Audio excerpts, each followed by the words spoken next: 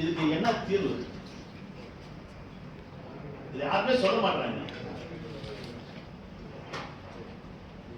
தீர்வு சொல்லுங்க. ஏன்னா அடுத்த வாட்டி இது வந்து பெரிய புரட்சி மாதிரி ஆகிப்படுது.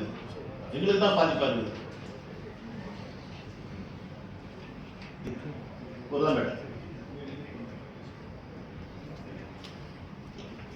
என்ன வழின்னு அதை தேடுங்க. இல்ல இது தீர்வே சொல்ல மாட்டேங்க யாருமே.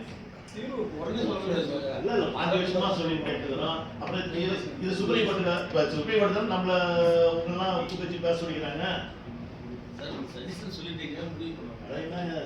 விஷயம் நானும் கேட்டுக்கிறேன். ஒரு வார்த்தை இது மாதிரி செய்யலாம்னு இருக்கிறோம் அப்படின்னு சொல்ல மாட்டாங்க யாரும்.